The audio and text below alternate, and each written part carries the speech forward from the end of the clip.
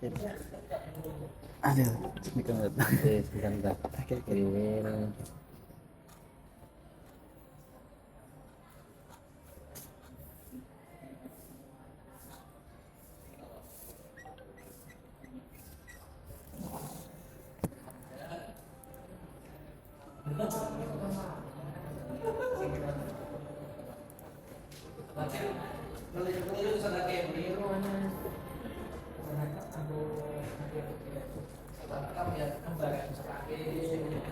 gimana?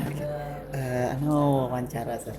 Ah, Terkait tentang terkait judul tesis Ana Sat. Judulnya implementasi pembelajaran usul fik berbasis hot di Pondok Murid dan Tasyakat. Mungkin singkatnya cerita dulu Sat, kenapa Ana bisa ngambil sini, ngambil untuk penelitiannya di sini.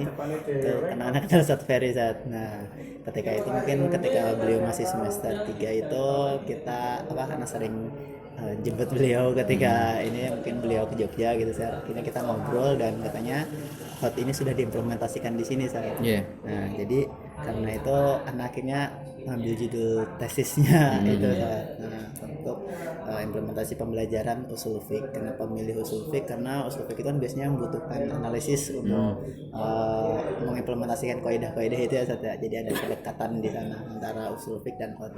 Jadi mungkin Anda ingin mewawancara terkait itu Sat. Ya udah tuh. Oke. Mungkin langsung dimulai aja Sat ya. Betul. Oke. Mungkin ini untuk Anda rekam ya Sat ya. Ya. Karena nanti Anda deskripsikan dalam bentuk ini. Mungkin untuk yang pertama Sat, mungkin bisa antum jelaskan tentang sejarah singkat mengenai gimana pondok modern Tazaka itu mengimplementasikan pembelajaran berbasis hot Sat. Ya, Dari sejarah. kalau dari sejarah memang dari awal Pondok Modern Tasyakat kan KMI. KMI itu tidak ada soal yang pilihan ganda. Soalnya kan esai semua. Benar-benar Sat. Nah, esai itu kan harapannya adalah untuk apa sih yang diketahui oleh siswa. Pada hakikatnya HOTS itu seharusnya sudah dari awal. Tapi memang kita ada ini kurang HOTS. Kita mempelajari lagi. Sebenarnya soal esai itu kan sebenarnya sudah HOTS. Benar-benar. Sudah HOTS itu. Berkarakteristik hot. Karakteristiknya HOTS, apalagi kita recheck panduan soal Alang Gontor itu kan sudah ada yang psikomotor, afektif dan seterusnya. Itu ada yang satu akhirnya yang ini itu level sekian. Ya, kita sebenarnya cuma itu aja. Yang ini HOTS level 1, yang seperti ini HOTS level 2. Ini level 3. Ini LOTS. Iya. Ya, begitu. Jadi mengubah gitu ya Sat ya. Tidak merubah, Sat.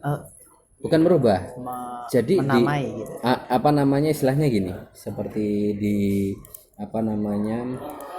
yang saya buat ya, ini yang saya buat berdasarkan file dari Gontor juga sebenarnya. Di mana ya? Lupa. Di laptop yang satunya. Jadi ada pengarahan pembuatan soal.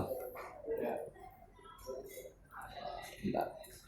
Pembuatan soal. Saya cek ya. Pengarahannya pedoman pembuatan soal. Jadi di panduan pedoman soal, nah ini kan sudah ada jenis-jenis soal. Kita itu kan sudah ada kognitif itu yang satu mengenal. Itu kan sudah dari dulu mengenal. Iya.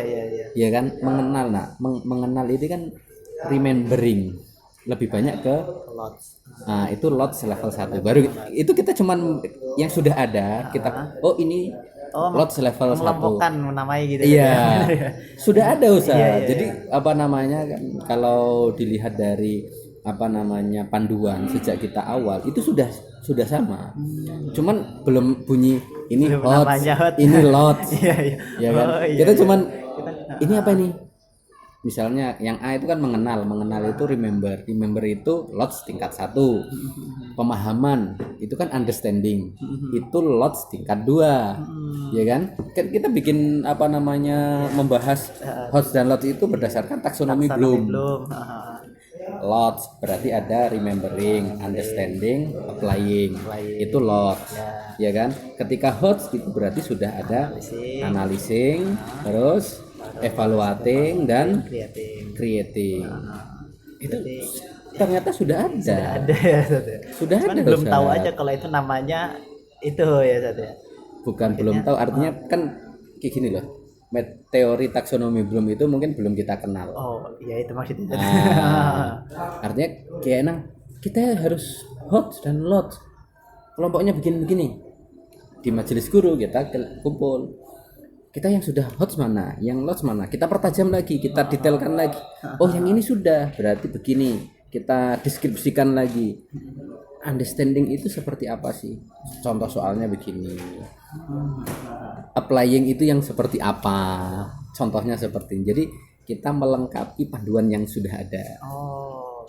Bukan membuat panduan baru. Oh iya iya. Ya kan? Melengkapi benar. Melengkapi artinya kan gini. Itu kita dalam apa namanya pertemuan itu kita itu ternyata sudah menerapkan HOTS. Cuman kita nggak sadar. Iya, benar. Kita Gitu. juga apalagi di pondok kan hidden Ya, karena kan pertanyaannya bukan pertanyaan. Kalau pertanyaan esai itu kan jawabannya bukan mukoyat. Kalau ABC kan ya kalau nggak A salah. Iya, iya. Tapi kalau pertanyaannya esai itu tergantung kadang-kadang kreativitas sana. Kita mengenal di pondok itu tanjim. Nah, tanjimu sahih wa tadamu khata'. Nah, ketika kita memasukkan unsur-unsur itu, kita menemukan ada beberapa pertanyaan yang jawaban anak itu memang harus berdasarkan kerangka berpikir. Ada yang namanya data. Kalau data pasti. Misalnya kapan Nabi Muhammad dilahirkan, itu nggak mungkin HOTS. Karena itu data. Itu data benar. Tetapi apa pertanyaan HOTS-nya? Misalnya apa hikmahnya? Kenapa kita selalu melaksanakan Maulid Nabi? Itu kan bentuk HOTS-nya. Tapi kan datanya harus ada. Kapan lahirnya? Kalau kapan lahirnya saja tidak tahu, bagaimana dia menginikan? Iya kan? Ada misalnya di tarikh Islam ini, misalnya tarikh Islam.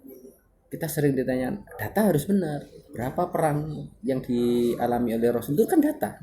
Bisa diubah ya Ustaz. Itu kan HOTS, itu remembering. Harus di HOTS-nya di mana misalnya? Perang itu apa sebabnya ataupun apakah Islam itu disebarkan dengan perang?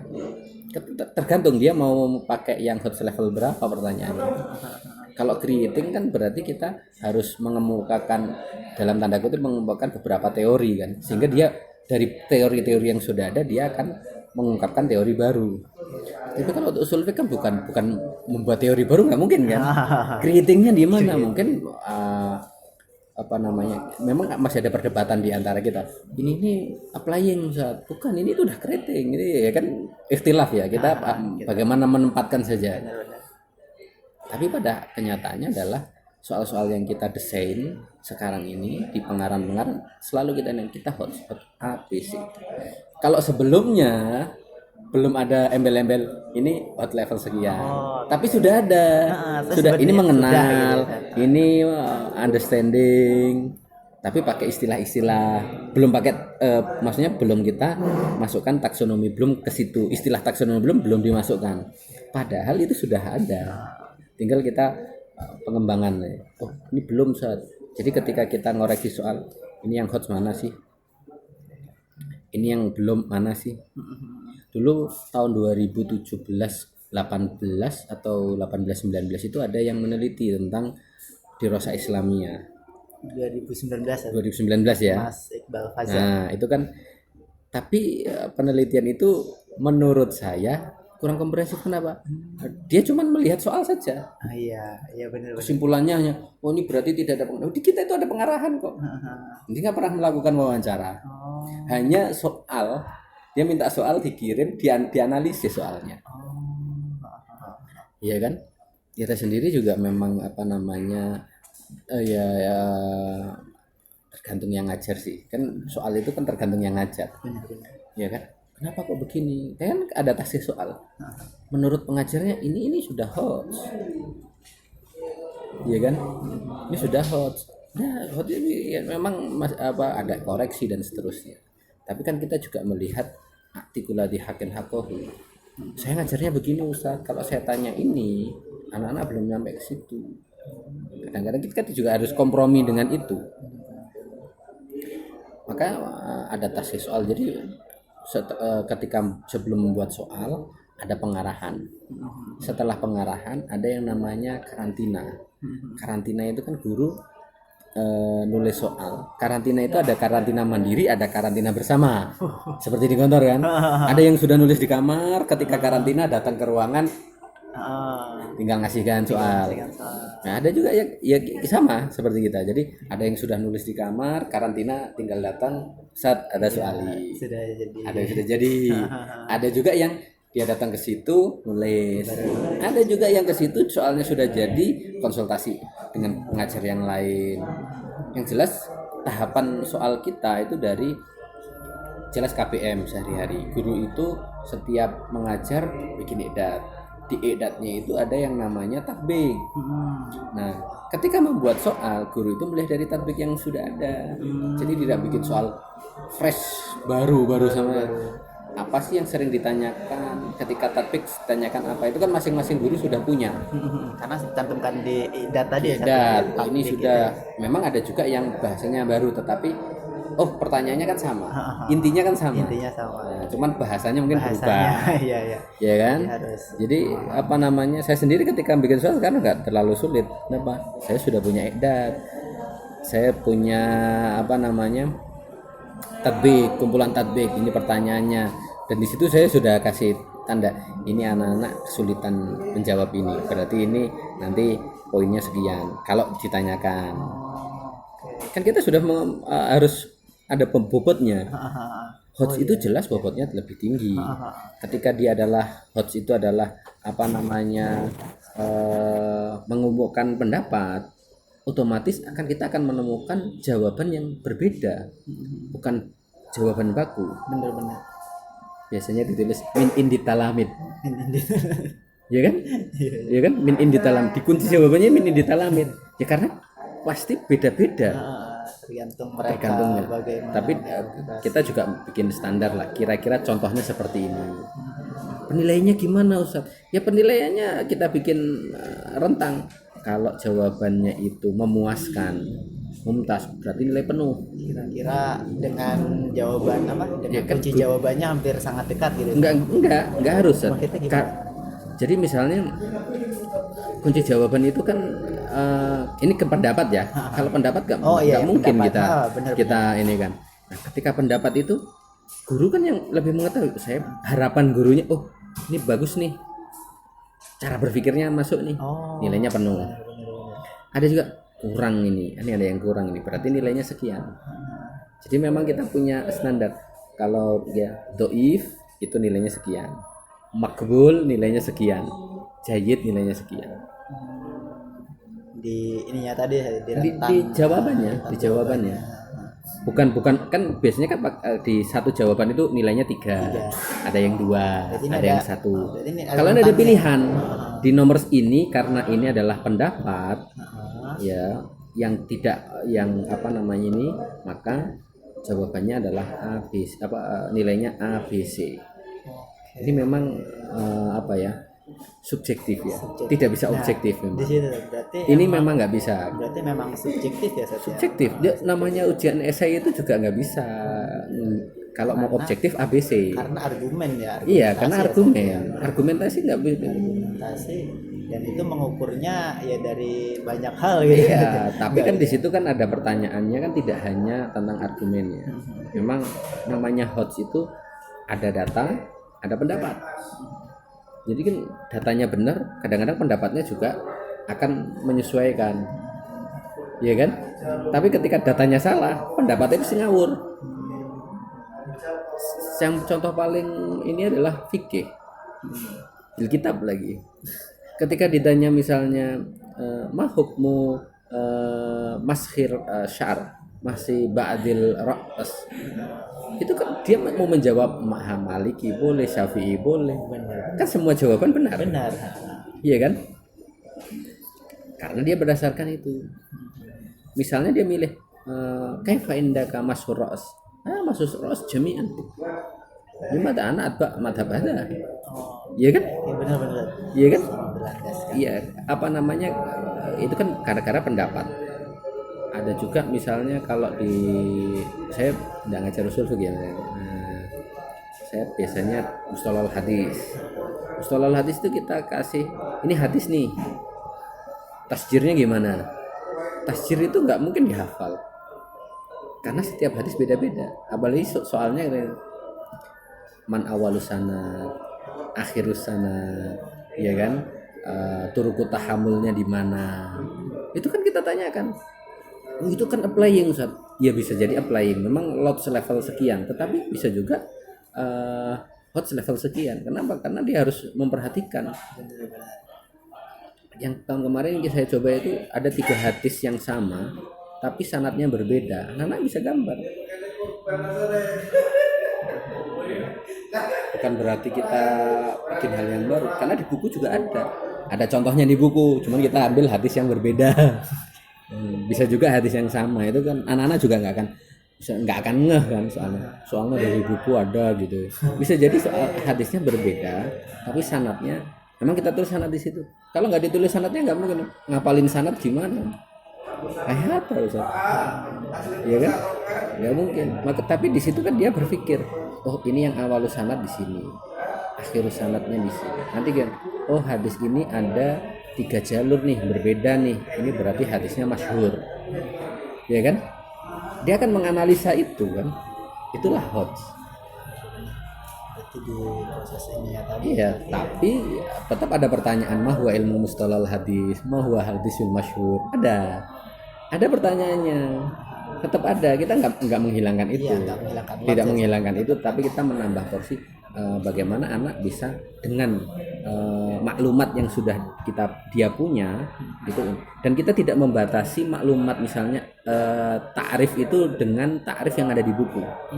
Kita biasanya menulis perintahnya itu arif al istilahat al atiyah min indika harus ada min indika mustafian ala at-ta'rif al muqta.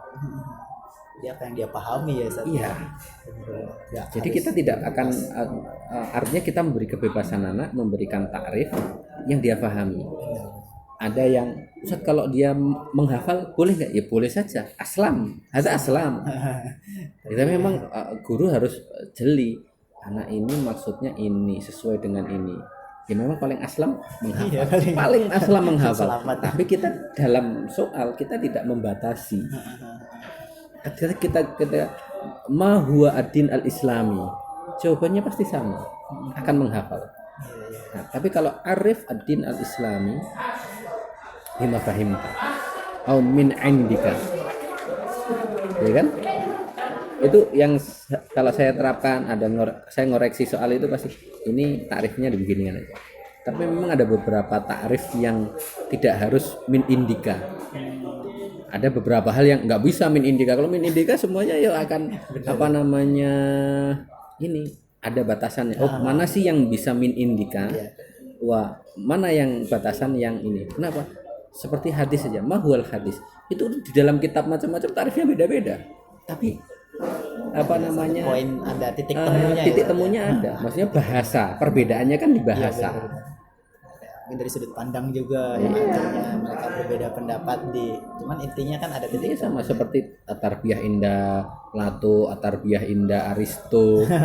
Kan istilahan semua itu sebenarnya. Indah Ma'had dari Salam Gontor apa? Ya kan? Iya. Kita itu kan indah. Sekarang dia menyebutkan yang mana? Itu juga bernilai, Ustaz. Saya nyebutkan yang paling pendek dan yang paling ini. Boleh saja. Kita tidak batasi, kecuali kalau memang pertanyaan udah langsung menjurus mahia tarbiyah indah Plato. Tapi ketika pertanyaannya tidak terbatas, maka dia bisa mengemukakan pendapatnya atau mengutip pendapat orang. Itu. Mungkin kalau misalnya secara singkatnya yang didefinisikan oleh pondok sendiri tentang higher order thinking skill itu apa? seperti taksonomi Bloom, kita ngikuti Berarti, teorinya berarti Bloom itu. seperti apa yang dikemukakan taksonomi Bloom ya, kurang lebih ya, Ya tadi itu yang HOTS terdiri itu berarti ada apa tadi? tiga itu ya, Sat. Tiga itu tadi Analisis, analyzing, analyzing, evaluating, analyzing. nanti ya itu ya nggak jauh beda gitu. Kalau evaluating itu biasanya kita kemukakan pendapat. Contohnya sebuah pendapat menyatakan bahwasannya Islam itu disebarkan dengan kekerasan atau peperangan. Ada juga pendapat bahwasanya Islam itu ya menyebar dengan sendirinya. Ya ada hal yang spesial, menyebar begitu saja. Apa pendapatmu? Kalau ini sudah gitu. ini itu karena sudah ada ini statement awal, statement satu, dia pasti akan membuat atau dia akan mengikuti. Enggak benar, saya lebih setuju Islam disebarkan dengan kekerasan misalnya. Ini kan sebenarnya kalau ini masih mendapat bedanya ada ini evaluating, ada yang ini kategorinya evaluating, ada yang memasukkan enggak ini sudah bukan evaluating, ini sudah creating. Kenapa? Dia menciptakan teori sendiri.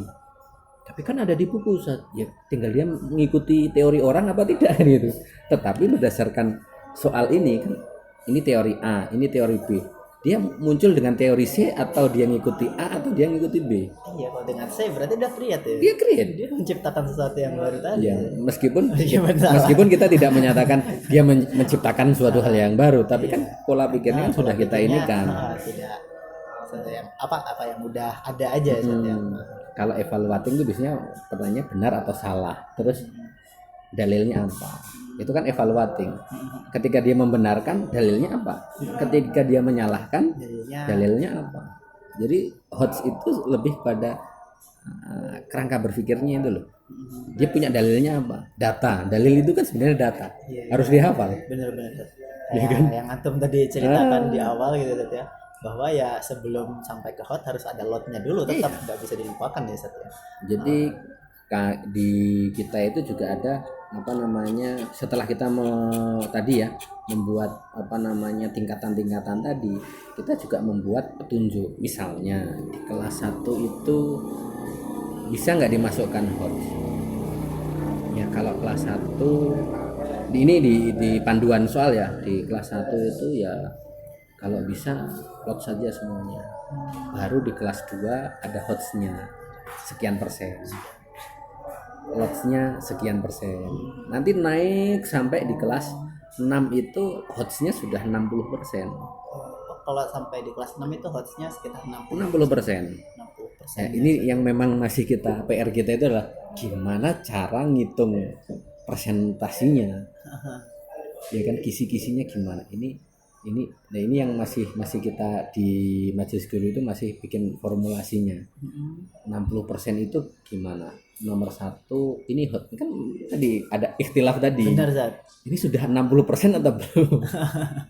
Ini masih kita cari gimana ngitungnya. Kalau memang bisa dibuat aplikasi apa namanya untuk ini masukkan soal nanti dianalisa, ini masuk hot kan berarti sekian persen akan keluar presentasinya kan. Ini ngitungnya kan manual. Saya bikin soal 20 soal. Di antara 20 soal itu 3 soal HOTS level sekian. HOTS level sekian. Ahadu. Kan gini, wa ikhtiyariha roji ila al khalifah kan. Ikhtiar apa ini? Ikhtiar ya. Ahda Bani Umayyah. Oke. Itu. Jadi presentasinya ada level sekian.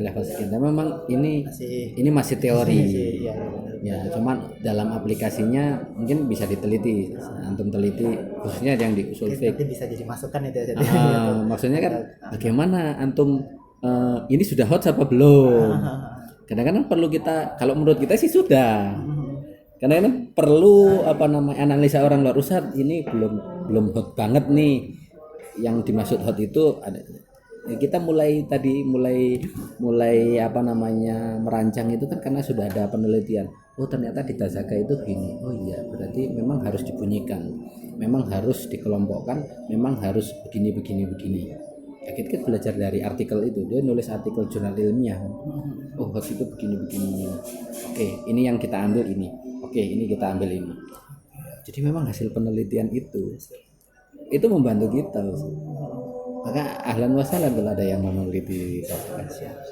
Jadi insya Allah kalau ada masukan mungkin nanti akan saya berikan gitu di sarannya ya. Iya. Jadi kita butuh saat itu karena teori ini kan kita yang menciptakan. Ya kan? Yang dari yang sudah ada kita ini kan kita misalnya di sini kelas 1 itu tingkat satunya 50%, lot 1, 2, 3 itu sekian persen, terus satu intensif itu sekian persen, nanti di kelas 3 itu HOTS-nya sudah 20%, nanti di kelas 4 itu sudah 30%. Gimana kalau 100%? Ya nggak mungkin. Kalau semuanya HOTS 100%, datanya di mana? Rememberingnya harus tetap ada. Contoh di usul fiqh itu mungkin pertanyaan klasik dan selalu ditanyakan mahwa ilmu usulul fiqh. Iya, itu pasti kan. Itu kalau dia nggak tahu mahwa ilmu usulul fiqh, bagaimana dia akan mengetahui yang lainnya? Dasarnya kan harus ada. Sorof, mahwa ilmu sorof. Sebelum masuk ke sigoh dia harus tahu sigoh itu apa. Jangan langsung sorif tasrifan.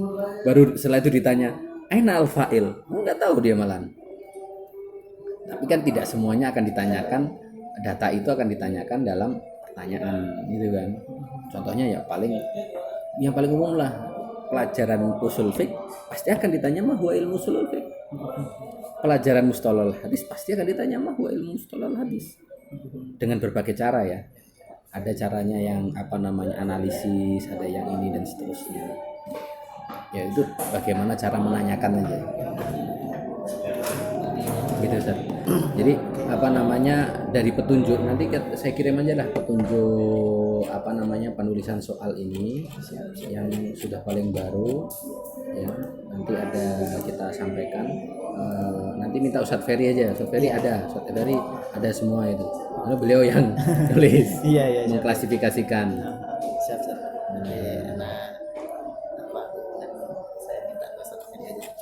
Oke, untuk selanjutnya Ustadz, sejauh ini Ustadz, manfaat yang diharapkan dari penggunaan HOTS dalam pembelajaran usul fiqh itu sendiri apa Ustadz? Manfaat yang diharapkan pada peserta didik itu Ustadz? Kalau ini pastinya bertanya kepada pengajar. Tapi kalau secara umum kita dengan menerapkan HOTS ini anak-anak bisa menganalisa. Analisa itu penting. Analisa yang paling penting. Contoh di beberapa pelajaran yang kekinian ya, kita ada materi literasi digital dan jurnalistik. Oh ada.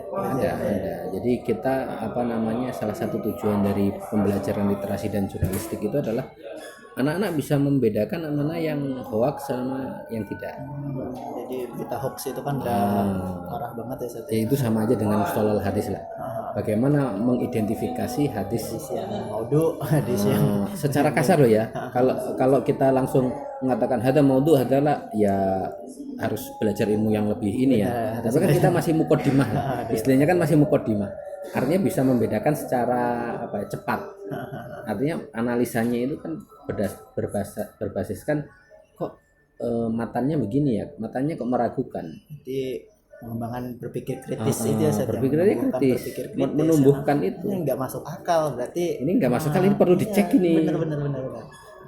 Jadi tidak langsung menghukumi. Nggak langsung. Tapi kalau di dalam soal ujian kan kita kasih contohnya itu kita kasih kasus-kasus. Misalnya kalau dalam usul fiqh yang pernah saya koreksi itu gini, misalnya usul fiqh itu kan ada al-aslu, ada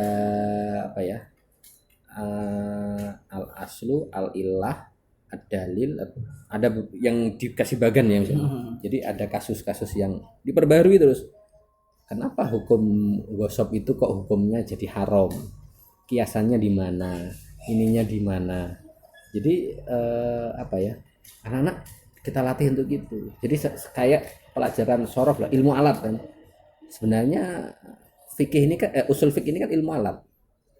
Ada kaidah. Nah, kaidah ini contohnya apa? Misalnya al amru bisai nahyun andidihi.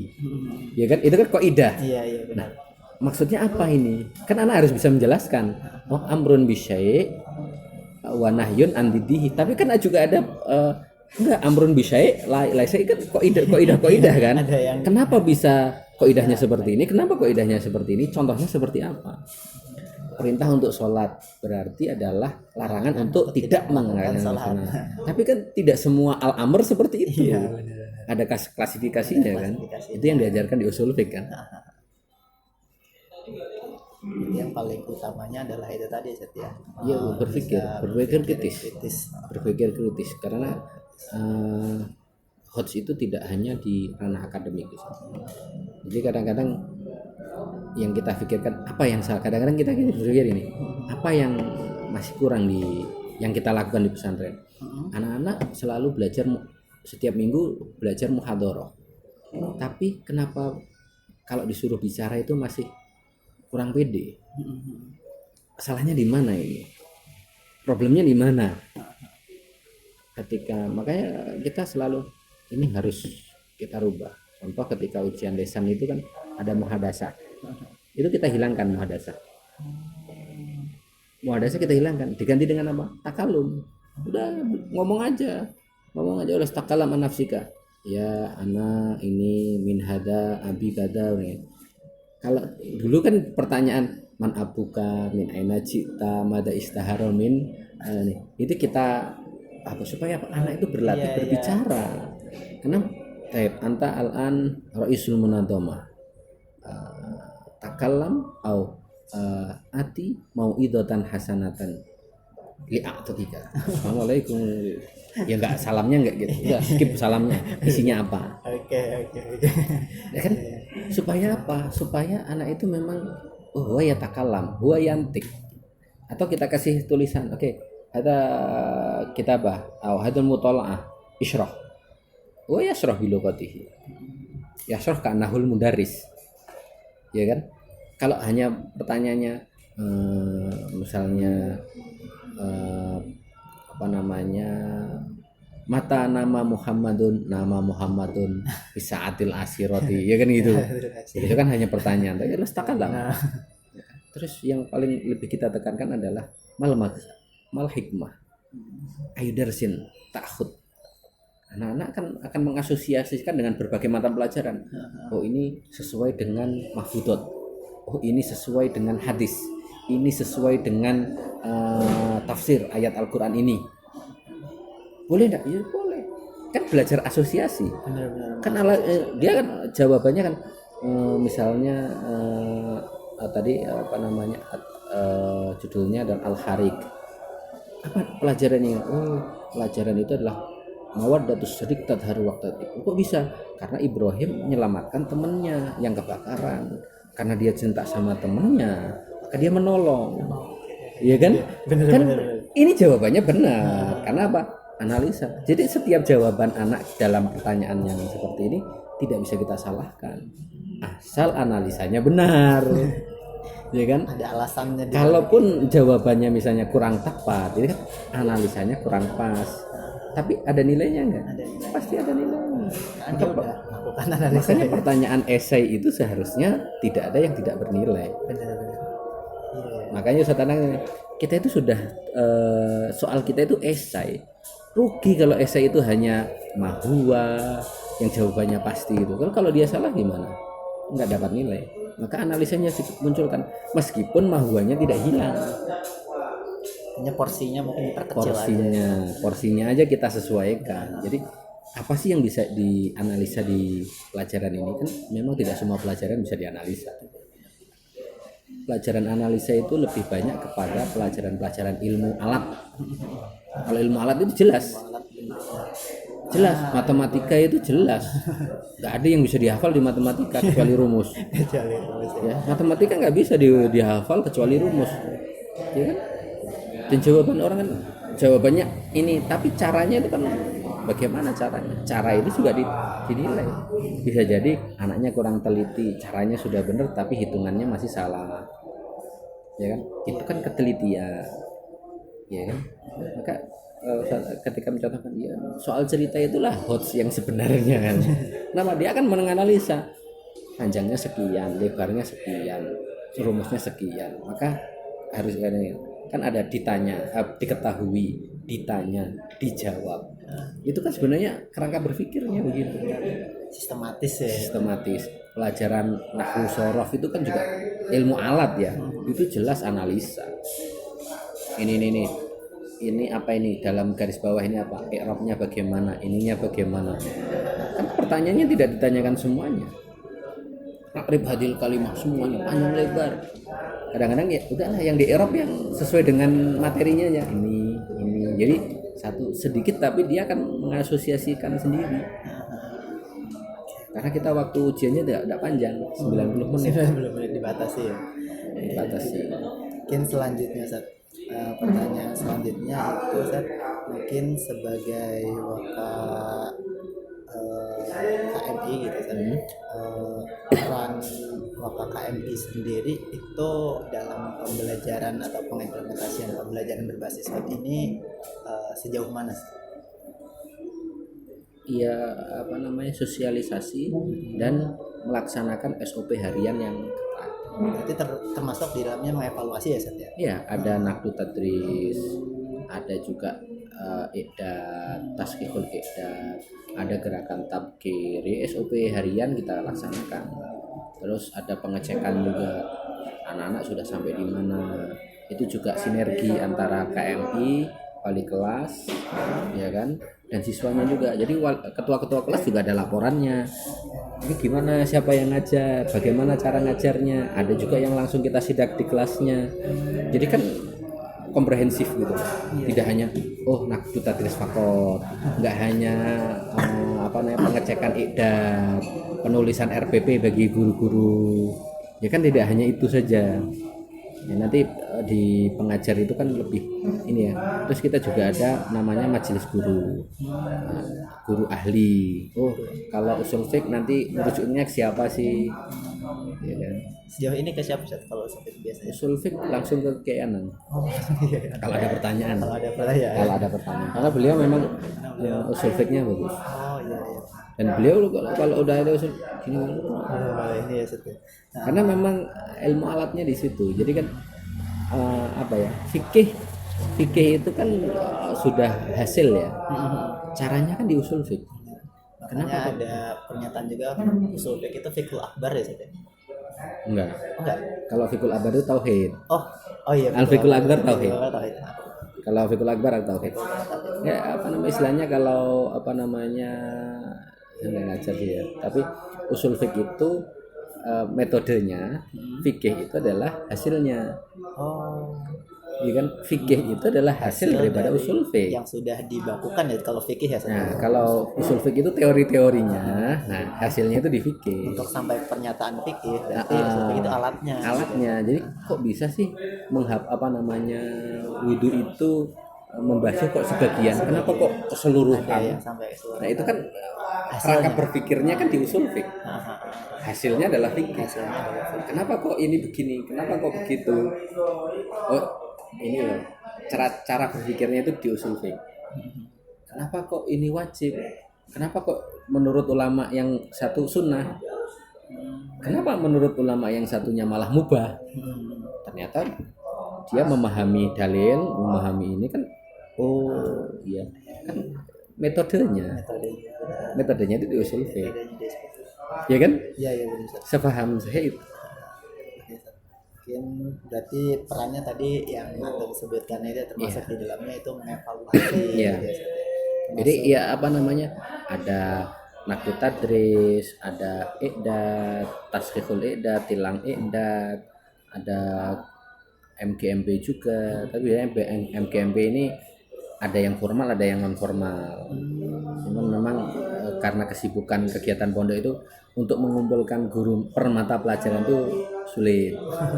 Ya akhirnya guru-guru melaksanakan audiensi sendiri. Misalnya ini kan ujian, ketika nggak ujian itu kan guru-guru ketika nggak ngajar stay di sini nanya-nanya. Kita juga ada smart screen. Di smart screen itu ada beberapa guru yang sudah punya edat, PowerPoint, masukkan ke situ. Memang masih proses, belum semuanya masuk. ada yang sudah dimasukkan, ada yang bertanya, Ustaz, idatukum aina, udah taruh di situ. Ada yang punya edat lagi nggak? Nambah, Ustaz ini kayaknya edatnya perlu ditambah. Ustaz ini silabusnya kayaknya perlu diginikan. Itu ada di smart screen. Ada. Ya artinya itu dinamis ini. Kalau dalam menentukan kurikulum dan berarti membuat silabus kurikulum itu sendiri dari KMI sendiri atau ada bagian? Ada litbang. Oh, Ketuanya Ustaz Ferry. litbang ini. Jadi kan yang- kita copy paste dari Gontor nih. Ah, Kan tidak langsung serta merta gitu. Ya, disesuaikan gitu. ada penyesuaian. Nah, itu tugasnya di litbang. Litbang. Ini bukunya begini, ditanyakan ada ahlinya. Oh di majelis guru belum ada ahlinya, kita konsultasi, kita datangkan guru pakar. Terus Ustaz, kita bedah buku kita nih, kira-kira ditambahnya di mana, ininya di mana. Jadi gitu Ustaz. Jadi penggunaan buku dan seterusnya memang awalnya adalah copy paste. Cuman di sini Alhamdulillah ada Gontor yang sudah berjalan kan, sudah memiliki sudah ada kan, tinggal kita mengimplementasikan sesuai kemampuan kita kan. Nih udah di Gontor ini, oke di sini. Kalau awalnya ya copy paste dulu, bawa dulu. Kalau Dewan Guru itu masih termasuk bagian dari KMI di ininya. Kalau ya, jadi di KMI itu lembaga KMI. Jadi KMI itu kita bisa melihat dari dua sisi. Sistem KMI ini ya pondok ini secara keseluruhan. Kalau lembaga KMI adalah lembaga yang mengatur kegiatan akademik saja. Jadi kan akademik dan kegiatan intra dan ko. Intra itu kan di dalam kelas. Kalau ko itu penunjang tapi yang wajib, seperti tahsin tahfidz, muhadharah, pramuka, karena wajib seluruh santri. Kalau Kalau ekstrakurikuler itu kan misalnya pasus. Kalau pramuka itu ini bahasan kita ya. Pramuka itu bukan kegiatan ekstra, tapi kegiatan ko. Karena wajib. Kalau ekstra itu kan pilihan. benar-benar kayak subah mungkin ya. Seperti kursus-kursus. Ya. Ilqa mufrodat itu apa? Itu ko-kurikuler. Kenapa? Karena semua santri mendapatkan mufrodat. Kalau dia mau lebih mendalami bahasa, ikut kursus bahasa. Ya kan? Muhadharah itu ko-kurikuler. Ekstranya di mana? Ada klub MJ. pidato Ya, MC, klub MC. klub Itu kan MC. ekstra. Tidak semua orang masuk di situ. Jadi kita membedakan antara ko dan ekstra. Itu adalah kegiatan ini semua santrinya. Contoh tahsin tahfidz itu ada 3 pendekatan. Ada intra, kenapa? Diajarkan di kelas. Ada ko, kenapa? Setiap habis subuh ada setoran hafalan wajib. Ada ekstra, ada klubnya, Jamiatul Hufad. Ada yang mau menghafal lebih daripada target yang sudah ditentukan, maka dia ikut klub. Jadi anak itu bisa didekati dengan intra kah, ko-kurikuler kah, ekstrakurikuler kah. Kalau ekstra itu kita memahami akhirnya bagaimana membedakan antara intra dan ekstra dan ko. Kalau intra ekstra itu jelas. Intra itu di dalam kelas, KBM itu maksudnya intra. Ya, kursus bahasa kan juga dalam kelas Ustaz. Ya tapi kan nggak semuanya. Bukan wajib ya. Kalau pelajaran reading itu kan intra. Tapi kursus bahasa Inggris di dalamnya juga ada reading, itu bukan termasuk intra. Ya kan? Bisa dipahami saja. Jadi kadang-kadang kita mau memahami kan pramuka itu ekstrakurikuler. Ya bahasanya memang ekstrakurikuler di luar kelas kan. Tetapi kalau kita melihat dari struktur KMI itu kan dibagi menjadi 3. Ada intra, ada ko, ada ekstra. Pramuka menjadi ekstra itu gimana ekstranya pramuka? Kasus. Karena latihannya di hari-hari lain selain hari Kamis. Hari Kamis pun juga dia latihan. Iya kan? Ini namanya ekstra, baru ekstra. Tapi kalau pramuka secara keseluruhan, ini kan wajib, seluruh santri wajib pramuka. Seluruh santri ya. Iya kan? Tapi kalau mau dimasukkan ekstra, dia bukan di kelas. Maka dia kegiatan yang membantu kelas, namanya ko-kurikuler. Penunjang. Termasuk berarti di dalamnya Fathul Kutub itu. Fathul Kutub itu ko-kurikuler. Oh ya, karena dia menunjang juga ya. Menunjang. Karena nanti di situ pelajaran tauhid, pelajaran ini kan jadi ini ya meskipun dia mengambil slot intra. Meskipun mungkin alokasi Ya kan? waktunya ya Ustaz. Iya, karena alokasi waktunya kan masuk kelasnya diganti. Digantikan ya. Iya Tapi kan? perannya adalah Perannya Oke, Ustaz. Mungkin untuk selanjutnya kalau itu malah kemarin kita bagian itu bagian dari intensive learning. Ada apa namanya macam-macam ya klasifikasinya. Kadang-kadang kita juga ya kalau memang maksudnya ini intrakurikuler gimana ya, karena kita pondok itu kan menggabungkan antara pendidikan rumah, pendidikan keluarga atau pendidikan rumah, pendidikan sekolah, dan pendidikan masyarakat. Ini kan semuanya kita ambil. Peran itu kan diambil oleh pesantren yang 3 itu 24 jam. Iya kan? Dari pusat pendidikan Dari itu pusat kan kita pendidikan ambil. itu kan Maka kita harus bisa memandukan antara intra, ko, dan ekstra. itu kelebihannya pesantren yang Yang nggak dimiliki oleh sekolah umum. Dan itu adalah kelebihan daripada sistem KMI. Sistem KMI itu menyeluruh dan nyatu. Kadang beberapa sistem pesantren kalau sorry itu saya salaf gitu ya Ustaz ya. Kadang kan itu terpisah. Ada apa ya? Plus minusnya Ustaz. Jadi kita tidak mengatakan yang semacam itu. Iya, mungkin maksudnya kalau dilihat dari yang 3 tadi Ustaz. Itu memang stylenya begitu. Benar.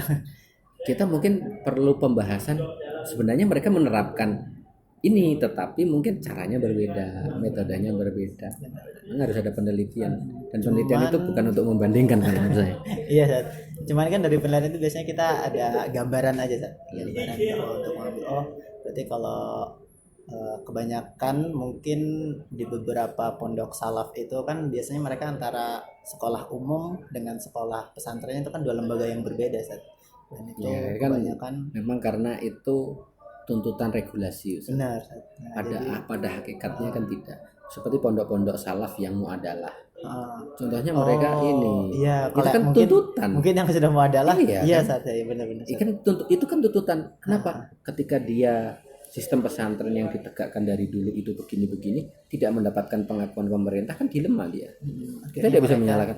Kan sekolah sama asramanya dipisah ya karena dia terjebak oleh regulasi pemerintah pada saat itu. Sekarang regulasi sudah diinikan, sudah ada muadalah, sudah ada ini. Apakah dia mau mengikut, itu kan pilihan pondok. Karena kan pesantren itu ada 3 ciri yang tidak bisa diinikan. Kekhasannya. Mungkin sama-sama KMI, mungkin sama-sama mualimin, tapi kekhasan masing-masing pesantren beda-beda, Ustaz. Tidak bisa kita misalnya Gontor dibandingkan dengan Darun Najah, ada kekhasan masing-masing. Berbeda. Jelas, meskipun sistemnya sama-sama KMI-nya, sama-sama KMI-nya gitu. Ya kan sama-sama.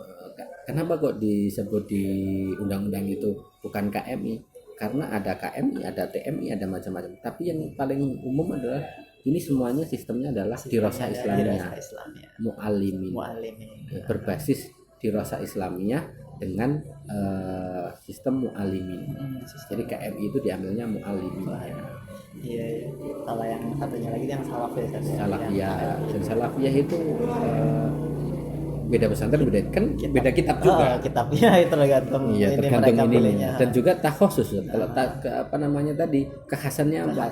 Dia kekhasannya bahasa Arab kah? Dia kekhasannya fikihnya kah? Usul fikihnya atau mantiknya? Meskipun semua pelajaran akan diajarkan, tapi kan ada takhosusnya. Kalau kita di pondok salaf itu misalnya, kamu kalau mau belajar bahasa Arab jangan di pondok ini, meskipun di pondok ini mengajarkan bahasa Arab. Iya. Kalau kamu mau mendalami bahasa, datang ke Kerapia, karena di sana lebih terkenal bahasa Arabnya. Kalau mau di Rembang, itu fikihnya atau usul fikihnya. Kalau mau belajar ngaji tauhid di kiai sana gitu. Meskipun pelajaran lain ada. Sebenarnya kan, cuman kan memang ada takhusus ya. Gitu Ustaz. Mungkin selanjutnya ya Ustaz ya. Oke. Mungkin untuk selanjutnya bagaimana materi pembelajaran berorientasi hot khususnya dalam materi usul fiqh ini dikembangkan Ustaz. Jadi kayak pengembangan materi usul fiqh itu sendiri yang berbasis hot itu kira-kira gimana Ustaz? Sejauh ini. Pengembangan itu ya selalu kita ini kan Ustaz. Kan ada litbang. Ada penelitian kita soal-soal yang sudah ada itu kita cek lagi, ini kurangnya di mana, terus misalnya ada buku baru atau misalnya di pondok sana pakai buku ini, di pondok itu pakai ini pakai ini, ya itu menjadi masukan kita. Jadi dengan adanya majelis guru atau departemen penelitian dan pengembangan akademik yang dilakukan banyak, memang by project ya. Kita sekarang problemnya di mana sih? Problemnya di pelajaran umum misalnya, maka kita akan meneliti buku-bukunya. Oh, kita ada problem nih di pelajaran tauhid nih, punya yang dipakai ini ternyata ini kurang istilahnya kurang apa gitu misalnya. Iya. Ini kurang toleran misalnya, terlalu keras ini. Nah, kita mencari buku baru. Terus kita ajukan ke pimpinan, Ustadz, ini ada buku ini begini, cara mengajarnya begini, ini begini, ya kan? Maka akan menjadi mungkin ini Sat. Jadi untuk pengembangan kita ada departemen penelitian dan pengembangan akademik. Dari situlah dikembangkan. Dikembangkan. Berarti termasuk ini tadi Sat, kan sini kan KMI itu berarti kan sebagian besar materinya itu kan ngambil dari KMI Gontor ya Sat ya? Betul ya Sat ya? Oke. Nah itu kan kalau kemarin saya wawancara dengan beberapa guru itu Sat, mungkin kan di sesi wawancara itu kan pasti di akhir di pedoman wawancaranya kan saya cantumkan apa permasalahan yang dihadapi gitu kan. Terus sebagian ada yang menyatakan bahwa permasalahannya itu mungkin di materi usul fiqh yang di bukunya itu kan belum ada yang diberikan contoh soal yang kontekstual Sat. Nah itu kira-kira itu yang mendapat tugas itu ya guru MGMP khususnya, terus di majelis guru juga mengupayakan. Jadi kita meneliti ya, memang belum ada hasilnya karena memang tergantung pekerjaan juga soalnya. Kesibukan yang terusnya. Tapi sudah ada tim. Ini ada juga yang meneliti tentang tarikhul Islam. Kita mau pakai buku tarikh Islam yang lebih kepada bukan hanya sekedar data, ya kan? Sebenarnya buku-buku yang kita ambil itu sebenarnya sudah bagus, sudah sesuai, tinggal bagaimana kita mengajarkan, bagaimana kita ya kembali lagi kepada guru. Kadang-kadang kita guru itu kan sebenarnya pemeran, tergantung buku yang dipakai, metode yang dipakai. Dia kan cuman pelajarannya ini, metodenya ini, udah ngikuti. Pengembangan guru ini yang penting juga. Maka di Tazaka ini juga ada pengembangan untuk guru. Apa? Yang sudah S1 kita S2 kan. Yang sudah S2 kita dorong S3. Tapi ini harus menyesuaikan dengan perkembangan pondok juga. Semuanya dimasukkan S3. Iya, ada yang ngajar. Ya bertahap memang. Iya, benar-benar. Jadi di departemen penelitian dan pengembangan akademik ya, Ustadz Ferry itu kepala departemennya, itu juga kita bahas. Memang banyak pelajaran Ustadz. Kalau langsung kita selesaikan itu digontor saja dalam proses ya, gitu. Digontor saja kan selalu proses. Tahun ini ada buku baru, tahun depan ada buku lagi. Itu kan bagian daripada manhaj adirasinya, litbangnya jalan kan. Sama di kita juga demikian. Kita belum ada materi, nggak ada materi ulumul Quran. Kita ada kan materi ulumul Quran, kita tulis bukunya. Buku yang sudah ada kita teliti. Ini kayaknya anaknya masih kesulitan, bukunya seperti buku anak kuliahan misalnya. Anak SMA nggak bisa kita seperti itu kan, nggak bisa dia gini, dia harusnya begini. Oke, kita ganti metode penulisan bukunya. Tapi buku-buku yang lama kita jangan ikuti buku-buku lama.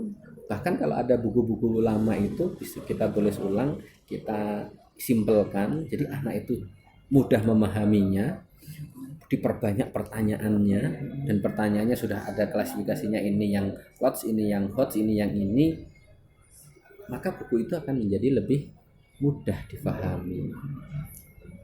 Kadang-kadang kan gini, misalnya tafsir, kita pakai buku dari Gontor tafsir Madrosi gitu. Tafsir Madrosi itu kan sebenarnya ya menurut orang dulu mudah difahami, tapi menurut anak-anak sekarang kan ada madang, gorduhuma, sudah bahasanya ini kan gitu. Jadi ada pemilihan lagi. Ada juga kita kalau Kiai Anang di kelas 6 menulis buku, oh ini gini aja penulisan buku tafsir gini, ini materinya ini diambilkan dari tafsir ini. Kasih apa namanya keterangan, ini diambilkan dari tafsir Ibnu Katsir. Ini diambil dari tafsir ini. Jadi mengenalkan anak-anak ragam tafsir. Iya. Ya, jadi kita tidak apa namanya tidak langsung gimana caranya ya. Memang sulit ya. Kalau kita harus ya memang dituntut untuk apa? Karena kita yang lebih tahu tentang anak didik kita. Oh, buku yang dari sana gimana? Diteliti dulu. Tidak langsung asal pakai. Ya. Itu upaya pengembangan itu Pengembangannya dijalankan ya. iya, dijalankan. Cuman ya mungkin masih dalam progres aja. Iya, karena tergantung SDM juga. Iya benar Ustaz. Kalau SDM-nya banyak, selesai cepat. Karena SDM kita juga terbatas. Kadang-kadang kita di apa namanya, ketika bagi tugas guru ujian kayak gini ya, ini ngawas, ini begini, ini begini. Kurang ya. Tapi kata orang, kan sudah banyak gurunya. Tapi kan pekerjaannya lebih banyak. Pekerjaannya lebih banyak ya Ustaz ya. Itu mau tidak mau kita ini kan. Gitu Ustaz. Oke, Ustaz. Mungkin untuk selanjutnya saat ini terkait dengan proses pengukuran ini saat kemampuan berpikir tingkat tinggi itu sendiri saat bagaimana kemampuan berpikir tingkat tinggi itu diukur dan dinilai dalam pembelajaran usul fiqh Ustaz. Apakah menggunakan apa namanya asesmen itu tadi soal ujian tahlili itu saja atau ada? Kalau di kelas akhir ada ujian lesan dan ujian tulis Ustaz. Kalau di kelas akhir, tapi kalau di kelas 45 itu kan hanya ujian tulis. Oh, kalau kelas 45 berarti belum ada ujian lisan ya? Yang untuk materi di Rosa Islamnya. Oh, untuk materi. Kalau di kelas 6 kan ada di Rosa Islamnya. Setahu saya usul fiqh termasuk di bagian ketika fikih. Fikih bagaimana membuka bidayatul mustahid itu tanyakan. Terus ada ilmu usul fiqhnya. Kalau saya ini ya, kalau saya lihat di dokumentasi dan ini, memang kalau di Gontor nggak ada pertanyaan tentang usul fiqh. Di kita adakan pertanyaan tentang usul fiqh itu kita tanyakan. Karena dia erat hubungannya dengan fikih. Jadi bukan hanya fikul ibadah. Fikul ibadah kan sudah dari Al-Quran dan Al-Quran kan. Pertanyaan Al-Quran itu ada fikul ibadah. Nah, ketika kan kelas 6 itu ujiannya banyak. Bahasa Arab 1, bahasa Arab 2, tarbiyah juga ada sendiri, balaghah sendiri, ya kan? Itu apa namanya? Karena di kelas 6 itu kita ingin melihat tadi kemampuan anak verbal anak. Pelajarannya macam-macam. Yang tidak diujikan lesan di kelas 6 itu kan cuman pelajaran umum. Oh iya, pelajaran umum kan? Geografi ditanyakan. Ada kan? Itu ujian tulis kan? Tapi kalau yang lain ada kan? Bahasa Arab ada, bahasa Arab sampai 2 kan? Nahwu sorof sendiri, balaghah sendiri, makhrujat sendiri. Iya kan? Iya. Allah, kita break dulu sebentar. Azan.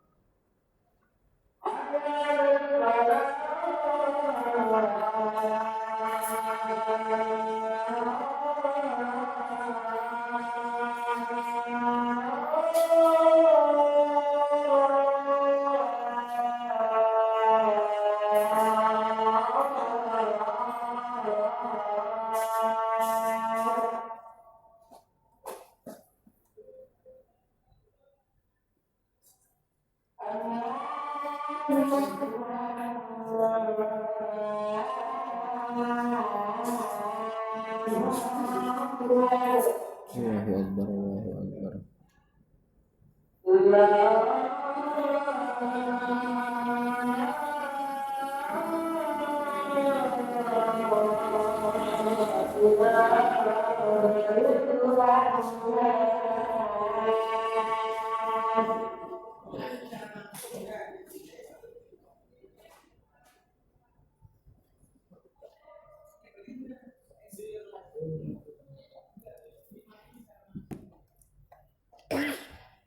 Ya, kita lanjut Ustaz. Ya, fadal.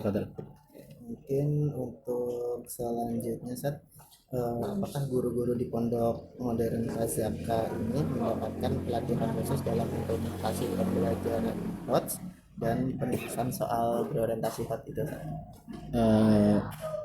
Penulisan soal ada panduan, terus ada juga pertemuan, taujihat wal irsadat. Terus di setiap awal semester kita selalu mengadakan yang namanya workshop guru KMI. Jadi memang isinya macam-macam. Ada ini salah satunya adalah tentang HOTS. Bagaimana cara membelajar, ada metode baru dan seterusnya. Itu oleh majelis guru disampaikan oleh majelis guru. Kenapa kita begini dalam ini? Itu di setiap awal semester ada. Setiap awal semester itu berarti ada ininya ya Ustaz? Ada workshop. Ada workshop tentang pembelajaran berbasis HOTS itu ya Ustaz ya? Ada ya Ustaz ya? Mungkin untuk selanjutnya Ustaz, kira-kira apakah ada kendala Ustaz, atau hambatan Yaitu tugas itu, antum itu. mungkin yang antum rasakan gitu Ustaz dari segi Karena di pondok ini dasarnya adalah keikhlasan, ya saya sendiri melihatnya berproses semuanya. Yang namanya hambatan itu ya pasti ada, tapi kan kita tidak melihatnya sebagai sebuah hambatan, tetapi sebuah tantangan yang mungkin sudah bagus ya, tantangan ya kan. gitu. Misalnya anak ketika diajar atau guru yang yaitu problem di semua sekolahan pasti.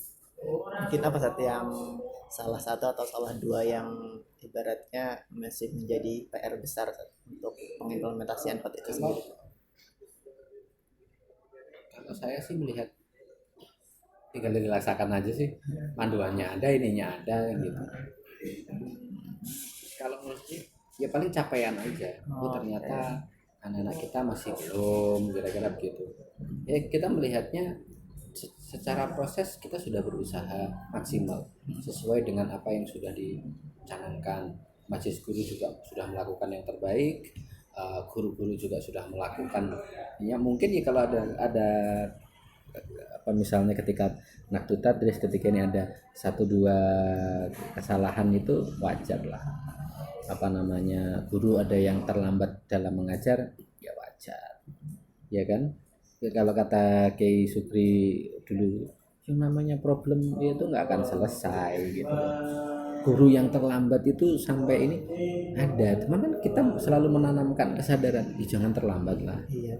Ya kalau ada laporan keterlambatan pasti ada aja dengan berbagai macam alasan. Alas itu luas kan.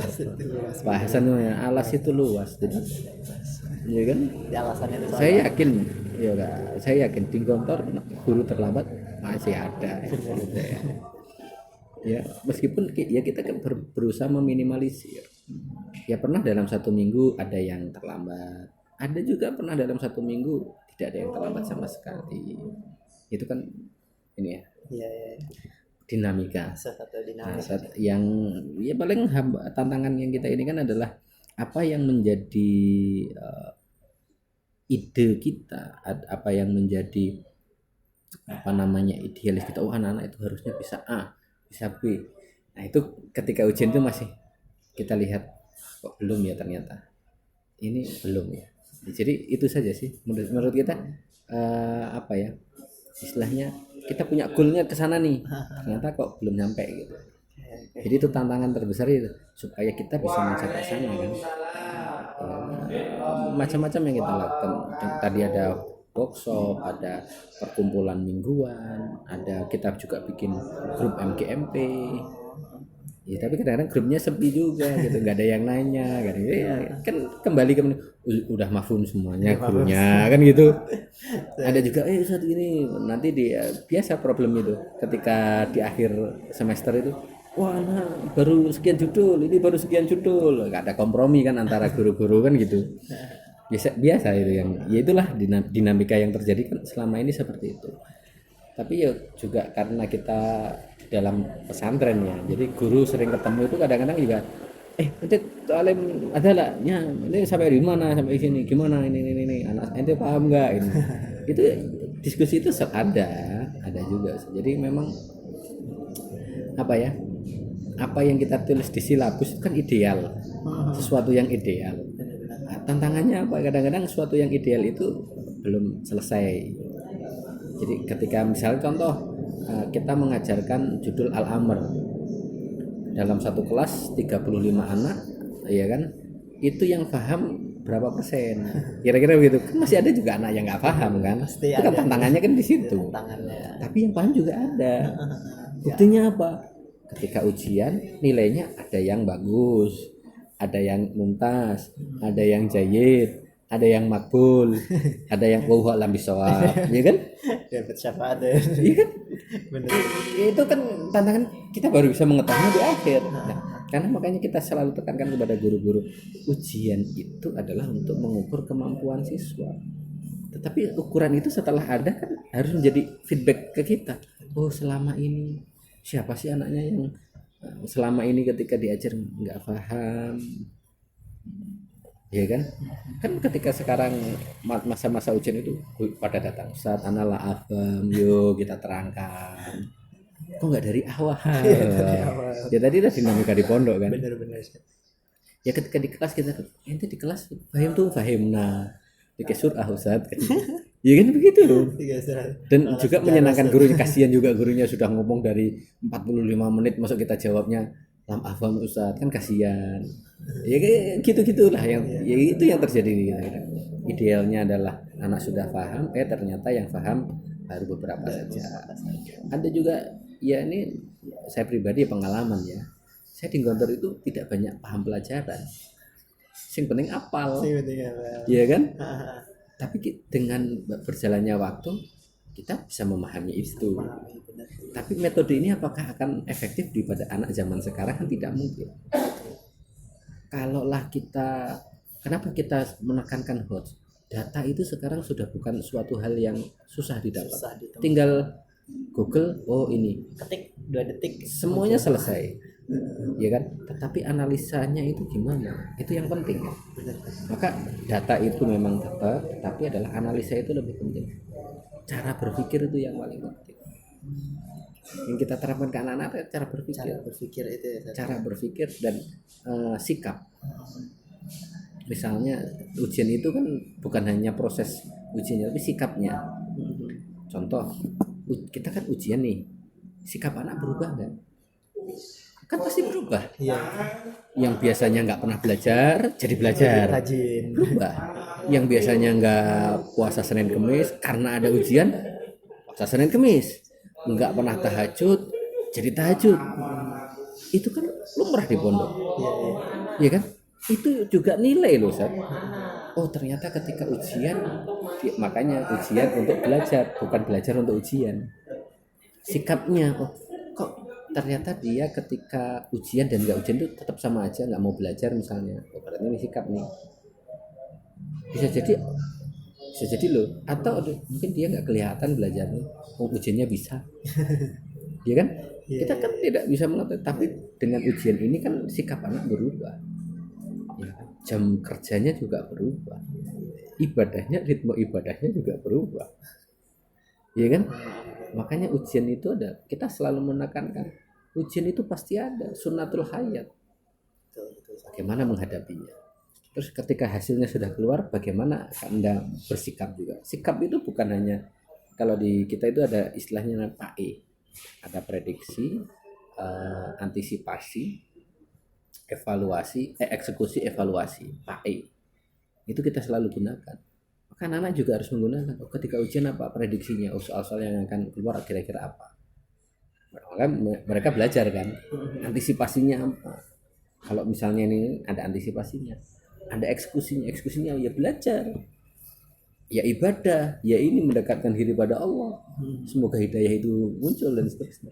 Apa eksekusi, evaluasi, dievaluasi. Oh kemarin saya kayaknya ujian ketika menerima rapot, kayaknya kemarin saya bisa kok nilainya segini ya. Wah berarti saya harus meningkatkan diri, ya kan? Itu kan sikap. Kita lebih menekankan kepada itu. Jadi kadang-kadang anak yang lemah itu kan tidak selamanya lemah. Kita menganalisa, oh anak-anak ini memang minatnya ke dirasa Islamiyah, lughawiyah, bahasa Arab itu minim memang anak-anak sejam sekarang, tapi bahasa Inggrisnya bagus, eksaknya bagus. Bahasa Inggris dan eksak justru ini ya. Iya, ada kira-kira apa ini memang, kalau dulu kan ini ya memang nggak semuanya, tapi rata-rata itu begitu. Anak-anak kelas bawah itu bahasa Arab, bahasa Islamiyahnya kecil nilainya, tapi dinilai bahasa Inggris bagus, makbul lah katakan. Kalau yang ini doif, yang di sini itu makbul, Lebih tinggi lah ya. nah, dan itu rata-rata di situ umum, pelajaran umum. Apakah karena pelajaran umum, apakah karena memang dulunya sebelum masuk pondok itu memang yang ditekankan itu, ya kan? Itu kan kembali lagi kepada ini anak ya, nggak paham Ustaz bahasa fikih, ngapain saya belajar, lebih baik ya sudahlah semampu saya kan gitu. Ya ini memang perlu riset Ustaz ya, perlu kita teliti ini ya. Tapi kadang-kadang sebagai wali kelas kita bisa kok anak ini begini ya, jadi kenapa? Ya, tapi anak itu pasti ada sisi positifnya. Kalau dia akademiknya kurang bagus, dia kepemimpinannya yang bagus, muhariknya. Iya. Kan kadang kan gitu. Biasanya ada Kasal tahat dia muharik jadinya. dan Iya kan? Ya itu juga menjadi karena kita memadukan misalnya ada ujian rapot mental dan rapot akademik. Jadi akademik itu memang sisi yang kurangnya di mana, ada kelebihannya di mana. Dan anak-anak kan seperti itu sekarang karena generasi yang ini tidak sama dengan generasi yang dulu. Dan kalau kita memaksakan misalnya, oh anak-anak itu harus mengetahui A, B, C gitu. Sekarang nggak perlu anak-anak itu, tinggal cari di Google. Yang penting apa? Analisanya kan. Data itu sudah memastikan data itu benar ya. Pada saat ini itu data itu sudah lebih baik memang dihafal, memang lebih baik diketahui. Tapi kan sekarang kalau ada orang nggak paham bisa itu langsung banyak. Artinya data itu masih penting atau tidak zaman ini kan menjadi sebuah pertanyaan. Tapi kan anak-anak kita nggak pegang gadget, ya. Tapi kan kita membekali anak bagaimana dia memegang gadget. Buktinya apa? Fathul Kutub kita menggunakan Maktabah Syamilah, tidak melulu buku-buku yang ada. Maktabah Syamilah ada, ya kan? Iya benar-benar. Karena Kalau kita buku yang hard itu sudah jarang sekarang.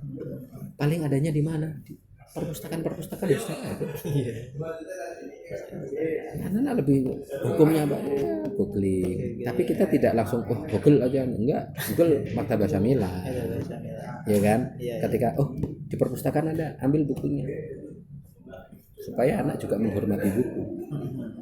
Tapi juga tidak meninggalkan kita nggak punya buku itu, kita adanya PDF-nya, silahkan cari. Ini ada buku-buku PDF. Untuk mencari buku PDF kan lebih sulit. Nah, yang mudah pakai Maktabah Syamilah. Jadi itu juga kita sampaikan ke anak. Oke, Sat. Mungkin ini sebelum terakhir, Sat. Mungkin sebenarnya sudah terjawab tadi saat di beberapa penjelasan lain, yaitu terkait dengan ini, Sat, hasil atau dampak yang terlihat dari implementasi pembelajaran usul fiqh itu sendiri yang berbasis hot, Sat. Atau ibaratnya implementasi hot dalam pembelajaran usul fiqh itu sendiri, dampaknya mungkin sejauh ini yang terlihat berarti mungkin dari yang akan menjelaskan tadi, kalau Anda simpulkan dari ranah afektifnya itu dari perilakunya gitu, betul nggak sih kira-kira? Iya, salah satunya itu. Salah satunya. Kita karena saya bukan pengajar ya, saya melihat ketika Fathul Qutub. Jadi anak-anak itu ketika membahas sebuah permasalahan, dia sudah bisa menganalisa. Jadi kan dia pakai ilmunya. Kadang-kadang di diskusi kelompok itu, ini kaidah fikihnya keluar. Ya memang tidak semua anak, tapi itu nampak. Artinya pelajaran itu kan bukan hanya sekedar menjadi pengetahuan anak, tapi ketika dia menghadapi permasalahan itu, dia menanyakan. Contoh ketika Fathul Qutub kan ada bahasan tentang fikih. Ada yang bertanya, lah kenapa hukumnya begitu? Kan kita kan belajar tentang kaidah ini. Karena maksudnya gimana? Oh, iya kan keluar di situ. Ya meskipun tidak semua anak, ya kan? Itu terjadilah diskusi. Kadang-kadang ketika anak itu mencari permasalahan bertanya, Ustaz, saya dapat judulnya A. Di Fathul Qutub kita memang sedikit beda, Ustaz. Jadi kita tidak langsung ngasih soal. Kita cuma ngasih tema. Nah, ini temanya ini tentang misalnya poligami. Fikihnya bagaimana? Ya kan? Akidahnya bagaimana? Nanti dia akan soalnya begini. Meskipun kita sudah punya alternatif soalnya. Ya kan? Tinggal nanti anak Fasad, anak soal dulu. Kita rangsang dulu. Ya kan? Tapi kadang-kadang ya memang anak-anak itu sudah soalnya ini. Tapi kan kita rangsang dulu. Tema dulu. Kamu temanya ini, temanya tentang perdukunan. Sekarang kan lagi viral tuh namanya ruqyah. Sekarang itu ada lagi viral yang namanya pawang hujan kemarin. Pawang hujan, ada pesulap merah dan seterusnya kan itu. Betul. Sekarang bagaimana Anda melihat ini dari sisi akidah? Akidah itu ini saja. Problemnya apa ya itu? Kalau permasalahan akidah itu kan sihir. Ya kan? Berarti dia akan nulis judulnya adalah As-Sihru Inda Al-Madahib Al-Islamiyah atau Inda Ahli Sunnah wal Jamaah. Kalau dari fikih, dari sisi akidahnya. Terus kalau dari fikihnya gimana? Hukumnya. Hukum fikihnya. Iya kan? Akan dulu Inda Al-Madahib Al-Arba'ah bagaimana melihat ini? Ada juga ada pertanyaan ta'allumnya bagaimana? Ma hukmu ta'allumi sihar? Ya kan dia akan membahas itu. Banyak pertanyaannya. Bukunya ada di sana itu. Di Musyrif sudah ada. Tinggal anak-anak itu. Hadisnya apa? Hadisnya itu adalah hadis orang yang mendatangi dukun 40 hari amalnya nggak diterima. Dia akan mencari hadis, mentahrid hadisnya. Ini hadis rawahu man faqat. Mencapai kategori apa? Ya kan berdasarkan ilmu mustalah hadisnya. Maka dia akan bikin tasjir. Saya nemukan ada di ini. Berarti ada berapa hadis? Ternyata tapi sahabatnya satu. Berarti ini tetap hadisul ahad. Dan ini kalau dalam kaidah mustalahul hadis itu kan ada mutabi' wa syahid. Ini berarti mutabi' faqat. Tidak ada syahidnya. Kenapa? Sahabatnya cuma satu. Kan kerangka berpikirnya ada di situ. Memang kadang-kadang kelas 6 ketika Fathul Qutub belum masuk judul yang ini, maka yang ya sesuai dengan yang mereka pelajari lah. Iya, mereka pelajari. Ya, biasanya sih masih masuk. Ada hadis masyhur Ustaz. Ini ada tiga jalur lebih. Iya. Ada ini mutawatir enggak usah. Cuman hadisnya ketemunya cuma di 3 buku. Terus ketika dibikin tafsirnya sahabatnya cuma 1. Ya kan itu kerangka berpikir. Berarti membangun kerangka berpikir Iya. tadi ya Sat, yang terlihat ya. Iya terlihat ketika Fathul Qutub ada diskusi kelas 6. Terlihat juga ketika ya sekarang saat-saat belajar kayak gini. Terlihat ketika mereka bertanya pertanyaannya itu seperti apa. Ya kalau kelas asfala safilin ustaz, bayin jami'an ustaz. Bayin jami'an. Ya kan. Ya itu kan. Betul. Ya tergantung anaknya sih ya. Ketika ada kelas atas itu benar. Ustaz, ada anak ba'da qara'tu hada wa kada, ada mislada. Kaifa? Ya, gini kan lebih diskusi. Iya. Kayak kan beda orang beda ini. Dan itu kelihatan ketika masa-masa ujian ini. Karena anak-anak akan bertanya, Ustaz, takhil dong Ustaz. Mada yang mau ditakhilkan apa? Ada Ustaz bayin jami'an. Nah, ini melihat anak ini berarti memang anak yang enggak paham. Tapi ketika ada yang paham, Ustaz, ini bisa ditanyakan enggak Ustaz? Ya bisa aja. Ustaz, kalau saya pendapatnya begini gimana Ustaz? Ya bisa aja gitu. Kita jawabnya, ayo lah, sahih. Ayo. Memang beda kelompok ini. Saya yakin di semua pesantren akan melihat fenomena itu. Ada yang Ustaz bayin jami'an, ada yang Ustaz beda lagi. Ustaz analah pemada, kaifa. Tapi kok menurut antum kok begini? Kalau saya begini gitu. Ada juga yang begitu kan anak-anak santri kita. Saya gitu. Mungkin ada soal akhir tentang mungkin tadi udah permasalahan, terus sudah hasilnya itu tadi sudah terlihat gambarannya.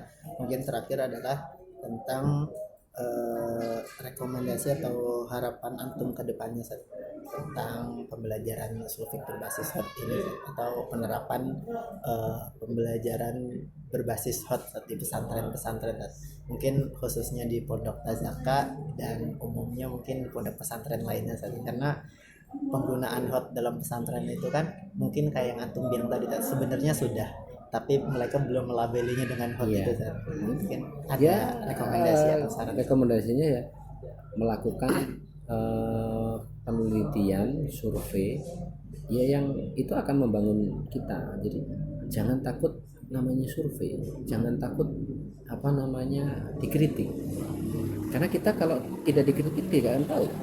Kalau kita tidak diteliti, tidak ada penelitian tentang kita juga nggak akan tahu apa yang kita lakukan ini ada kekurangan atau ya kalau udah baik kita lanjutkan, kalau ada kekurangan kita perbaiki. Ya kan gitu. In uridu ilal islah kan gitu. Ya dulu itu yang disebutkan itu Pak. Continuous improvement. Kalau nggak salah ingat itu. Jadi kita harus meningkat tuh. Jangan hanya stuck kita sudah bangga karena pelajarannya gini, anak-anak nilainya udah bagus. Ya, apa kita akan berhenti di situ? Ya kan? Kita kan pengennya anak-anak kita ini melampaui apa dulu kita. Kalau misalnya saya dulu belajar usul fiqh nilai saya 9, anak-anak saya harus dapatnya dari 10 semua. Ya kan? Kalau saya nilainya 7, ya anak-anak saya harus 8 ke atas gitu. Jadi kan kita punya sebagai guru itu harus punya anak-anak kita itu harus lebih baik daripada kita. Kalau dulu saya tidak paham hanya modal hafalan, ya anak-anak kita jangan sampai seperti itu. Iya kan? Okay. Jadi continuous improvement itu yang ada penelitian, ada ini. Kalau kayak anak itu selalu ya kita anak-anak kita bisa bahasa Arab nih. Buktinya apa? Ngomongnya lancar, terus gitu. Oke. Terus buktinya apa? Anak bisa ngomong Ustaz. Secara ini apa? Oh, TOEFL-nya. Kan harus dibuktikan. Ujian kita udah bagus, nilai bahasa Arabnya 9, 10 dan seterusnya gitu. Memang orang luar tahu ujian kita seperti apa. Sehingga akhirnya kita sebelum alumni anak-anak kita diuji TOEFL dan TOEFL. Standar. Kita menggandeng UGM untuk TOEFL. Kita menggandeng ini ya memang kadang ada yang kita laksanakan sendiri. Tapi kan setidaknya itu sudah standarisasi. Ada sertifikatnya. Jadi bahasa Inggrisnya apa? TOEFL-nya udah sekian. Meskipun TOEFL prediction. Ya setidaknya kan Ada gambaran ada ya, gambaran lah. Artinya kita jangan pakai hanya ukuran kita, harus ukuran orang dong, yang bisa diterima. yang diterima secara umum ya, yang diketahui. Makanya gini, anak-anak pesantren itu bisa bahasa Arab, bahasa Inggris. Ukurannya apa? Oh, nilai ujiannya 9-10. Emang ujian kita itu sudah standar apa belum? Meskipun kita, ya ujian kita udah standar. Benar. Tapi kita butuh pembuktian, oh ternyata anak-anak yang nilai ujiannya itu 9-10, TOEFL-nya ternyata juga tinggi, TOEFL-nya juga tinggi.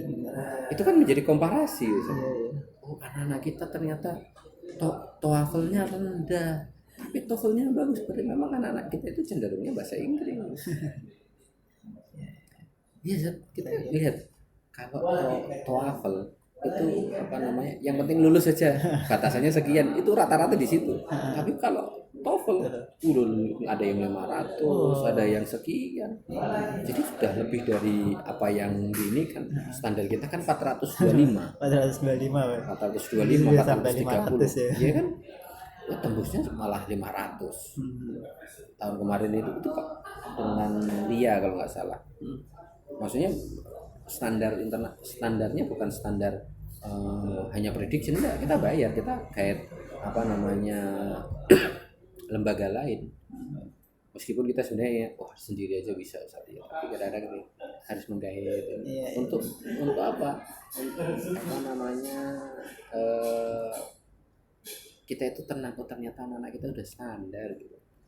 Kalau memang ada ukuran usul fiqh di luar, ujian usul fiqh misalnya, bisa aja gitu.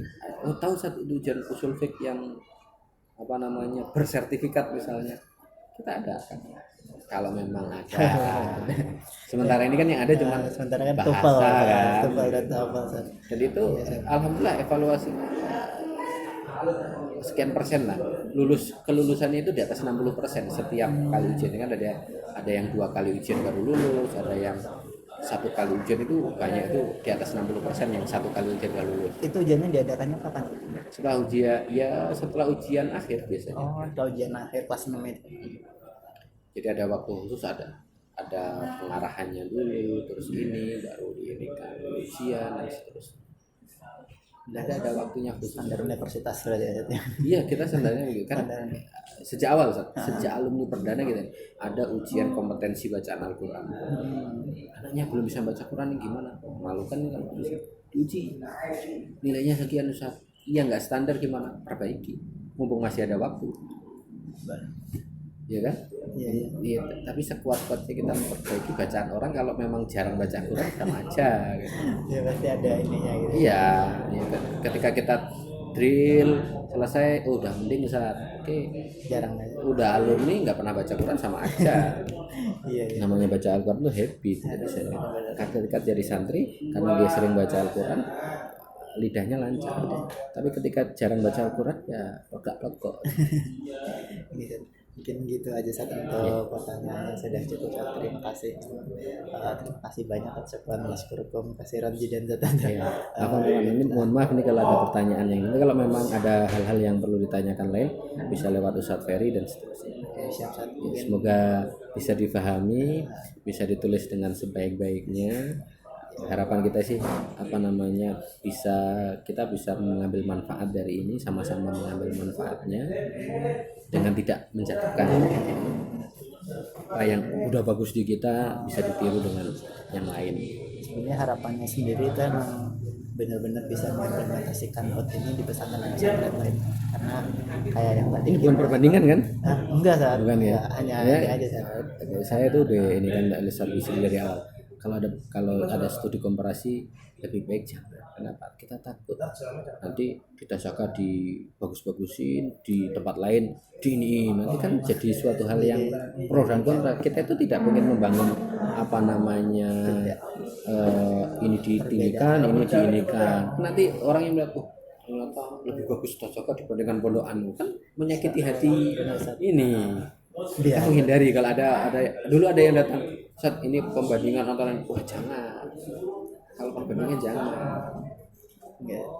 Emang fokus di masyarakat, dan kalau seperti yang tadi saya sampaikan, niatnya itu emang biar bisa diimplementasikan di pondok-pondok lainnya niatnya, karena Hot itu kan sebenarnya kayak kebutuhan zaman banget ya Sat, kayak yang antum tadi Di bilang di awal. buku-buku umum sekarang sudah ada. Benar, Ini hot, ini bukan, ini hot, ini bukan. Kan Benar. lebih banyak ini. Hot itu ciri utamanya soal cerita. Iya, sebenarnya karakteristiknya soal esai aja itu udah berkarakteristik Iya, udah banget karakter ya, kayak hot gitu. itu Iya, udah hot. itu udah karakter Tinggal hot. dikembangkan aja. Heeh.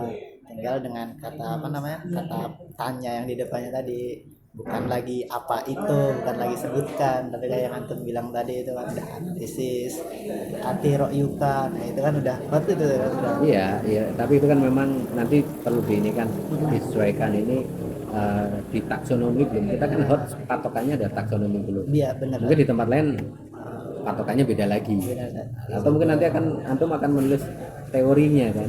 Akan di bab kedua teori hot itu ada apa saja sih? Sebenarnya kalau di taksonomi itu selain taksonomi belum ada taksonomi Solo, Sat. Cuman itu Paling terkenal, klasifikasi ya. hot. Yang paling terkenal dan mudah Tetap diimplementasikan ini. hot itu, Taksonomi Sat. belum. Belum, Sat. Mungkin Ana izin untuk taking picture Sat. Untuk nanti dicantumin di lampiran Sat. Oke. Kita turun dulu, Sat. Foto Sat.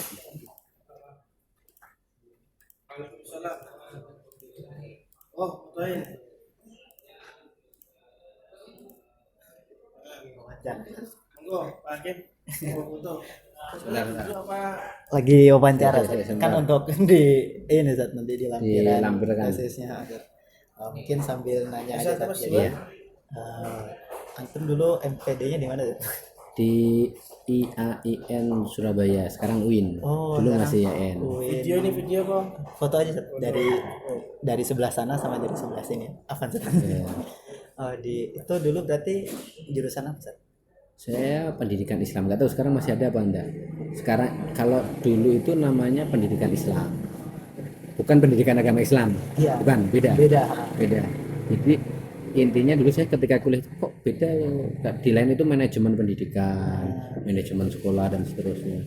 Saya itu pendidikan Islam, terus saya tanya kok beda sendiri gitu. Ini itu maksudnya adalah magister pendidikan, tapi dikasih embel-embel Islam.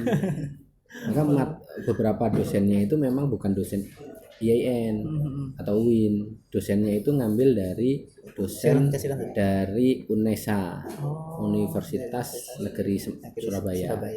UNES. Ya, bukan UNES Semarang ya. Iya.